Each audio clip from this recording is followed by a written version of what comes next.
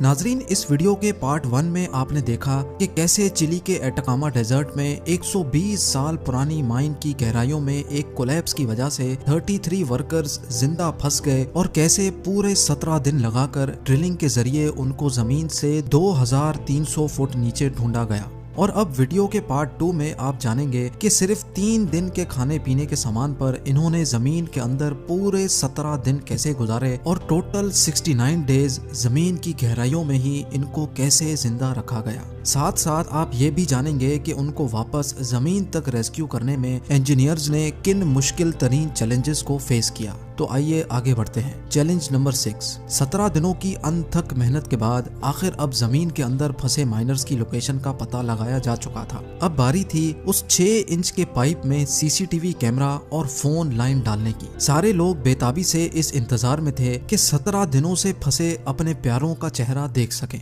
Camera में देखा गया कि 33 माइनर्स की हालत बहुत ही खराब थी। शदीद गर्मी और हब्स की वजह से उन्होंने अपनी शर्ट्स उतार रखी थी और कई माइनर्स भूख की वजह से बुरी तरह निढाल हो रहे थे। जब उनसे फोन लाइन पर बात की गई तो उनकी भी खुशी की कोई लिमिट नहीं थी। भूख और गर्मी के मारे जमीन की काली गहराइयों में भी उन्होंने चिली का नेशनल एंथम एक ही आवाज में गाया।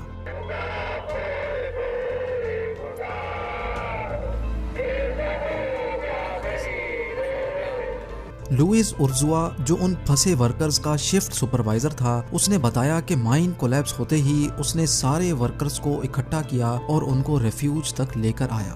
क्योंकि वहां सिर्फ 3 दिन का खाना पीना मौजूद था, इसी वजह से शिफ्ट सुपरवाइजर ने पहले दिन से ही खाना डिस्ट्रीब्यूट करने में अपना हाथ टाइट रखा। हर वर्कर को सिर्फ 1 घूंट दूध और 1 स्पून टूना का दिया जाता था, और वो भी रोजाना नहीं बल्कि हर दूसरे दिन। लेकिन उसके बावजूद भी ये खाना सिर्फ 14 दिनों तक ही चल सका। शिफ्ट सुपरवाइजर ने ये भी बताया कि पिछले 3 दिनों से उन्होंने ना ही कोई खाना खाया है और ना ही पानी का एक कतरा भी पिया है। यानी अब ये माइनर्स ऐसी हालत में थे कि अब एक एक करके इनकी मौत वाक़ई होने वाली थी। Challenge number 7। बाहर मौजूद रेस्क्यू टीम का अब सबसे इम्पोर्टेंट चैलेंज ये था कि किसी भी सूरत में 2300 फुट नीचे फंसे माइनर्स तक खाना और पीना पहुंचाया जाए, और वो भी सिर्फ 6 इंच मोटे इस सुराख से। लेकिन इस मसले के अलावा एक और मसला भी था। जिस खाने के लिए वो बेताब हो रहे थे वो उनको एक ही झटके में मार भी सकता था। जी हाँ, क्योंकि पिछले 17 दिनों से वर्कर्स की बॉडी के मिनरल्स और विटामिन ड्रेन हो चुके थे। इसी वजह से जब अचानक उनको खाना मिलेगा तो हार्ट अटैक की वजह से उनकी मौत भी हो सकती है। इस मसले से निपटने के लिए चिली गवर्नमेंट ने नासा फूड लेबोरेटरीज से कांटेक्ट किया, जहां से डॉक्टर्स ने फंसे हुए माइनर्स के लिए खाने का एक खास फार्मूला बताया। इस फार्मूले में कार्बोहाइड्रेट्स और ग्लूकोज एक खास मिकदार में डाला जाना था, जिसके बाद ये स्पेशल खाना तैयार किया गया और पाइप्स में डालकर नीचे भेजा गया। जब खाना खाकर वर्कर्स की जान में जान आई तो उन सबको अपनी अपनी फैमिली से वीडियो कॉल पर बात करवाई गई। Challenge number 8। दूसरी तरफ रेस्क्यू टीम ये प्लान करने लगी कि अब इनको वापस जमीन तक कैसे रेस्क्यू किया जाए, और वो भी जल्द अज जल्द। क्योंकि पिछले 17 दिनों से वर्कर्स की बॉडी को थोड़ी भी सनलाइट नहीं मिली, इसी वजह से डॉक्टर्स का मानना था कि किसी भी वक्त इनको फंगल इन्फेक्शन हो सकता है।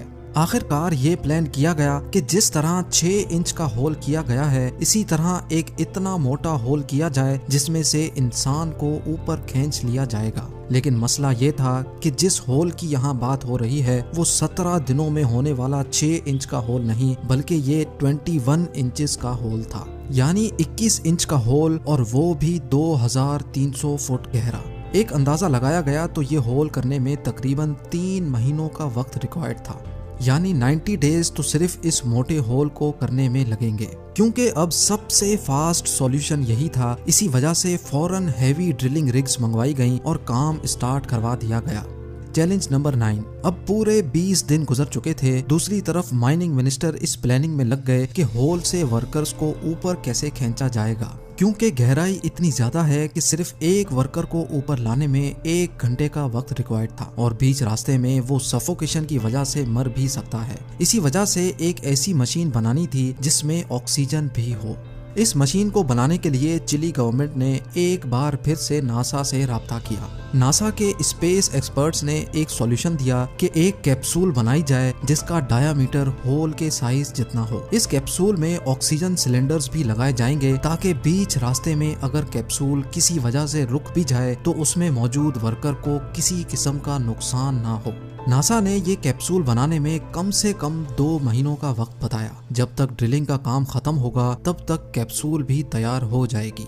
Challenge number 10। अब पूरे 26 दिन गुजर चुके थे। एक एक सेकंड इंतहाई कीमती था। माइनिंग साइट पर टीवी चैनल्स 24 आवर्स ब्रॉडकास्ट कर रहे थे और पल पल की खबरें पूरी दुनिया में दिखाई जा रही थी। ड्रिलिंग टीम ने अभी सिर्फ चंद फुट की ड्रिलिंग ही कंप्लीट की थी कि अचानक एक और मसला खड़ा हो गया। ड्रिलिंग टीम जिन हाइड्रोलिक पाइप से ड्रिल कर रही थी वो लीक हो गया और पूरा ड्रिलिंग का काम मेंटेनेंस की वजह से रोकना पड़ गया। ये न्यूज़ देखकर एक और ड्रिलिंग कंपनी ने अलग टेक्नोलॉजी से ड्रिलिंग करने और फंसे वर्कर्स को निकालने की सर्विसेज ऑफर की। तभी ये सोचा गया कि सिर्फ एक ड्रिलिंग से काम नहीं बनेगा बल्कि किसी और टेक्नोलॉजी से ड्रिलिंग का ऑप्शन भी रखा जाना चाहिए। यानी प्लान बी बनाने का वक्त आ चुका था। प्लान बी के मुताबिक हैमर्ड ड्रिलिंग रिग मंगवाई गई जो पत्थरों को प्लान ए वाली रिग की तरह काटेगी नहीं बल्कि ये पावरफुल हैमर से उनको तोड़ेगी, और वो भी सिर्फ 1 महीने में। अब पूरे 30 दिन गुजर चुके थे। प्लान बी वाली हैमर्ड रिग ने भी अपना काम शुरू कर दिया और प्लान ए वाली रिग भी एक बार फिर से चल पड़ी थी। Challenge number 11। जब तक ड्रिलिंग का काम मुकम्मल होता, चिली गवर्नमेंट ने फंसे वर्कर्स को एंटरटेनमेंट के लिए आईपॉड्स भेजे ताकि मुसलसल दुनिया से कट जाने की वजह से ये लोग किसी जहनी बीमारी का शिकार ना हो पाए।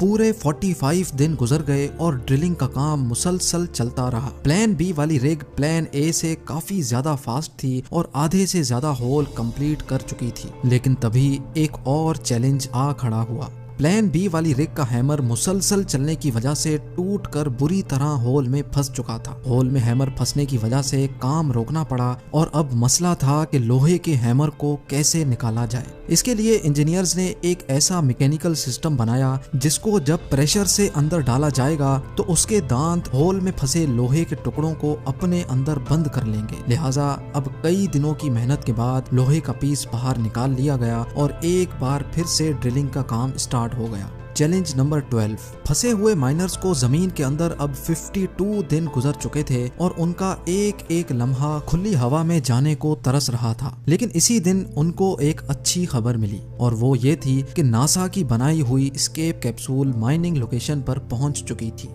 अब सिर्फ इंतजार था कि जैसे ही ड्रिलिंग का काम खत्म हो तो उनको बाहर निकालने का अमल शुरू किया जाए। प्लान ए की ड्रिलिंग रिग तो बहुत ही पीछे थी, लेकिन प्लान बी की हैमर्ड रिग से सबको काफी उम्मीदें थी। पूरे 65 दिन गुजर चुके थे और सुबह के 8 बजे प्लान बी की ड्रिल ने आखिरकार पूरा 2300 फुट का होल कंप्लीट कर दिया। ये खबर मिलते ही जमीन के ऊपर और जमीन के नीचे जश्न मनाया गया, क्योंकि अब डूबती हुई उम्मीदें एक बार फिर से जाग चुकी थी और अब माइनर्स को बाहर निकालने की तैयारी शुरू हो गई। 69th डे पर सुबह 6 बजे पहला माइनर बाहर निकाल लिया गया और एक एक करके पूरे 33 माइनर्स को सेफली बाहर निकाल लिया गया। नाजरीन, माइनर्स ने जमीन की गहराइयों से निकलते वक्त ये यादगार फोटो खींची थी और इस फोटो में दिखने वाले वर्ड्स आज भी रेफ्यूज में लिखे हुए हैं। और ये है उन 33 माइनर्स की रियल फोटो जिन्होंने अपनी जिंदगी के पूरे 69 डेज सैन जोस माइन में दफन होकर गुजारे। इस वाक़े के बाद सैन जोस माइन को हमेशा हमेशा के लिए बंद कर दिया गया।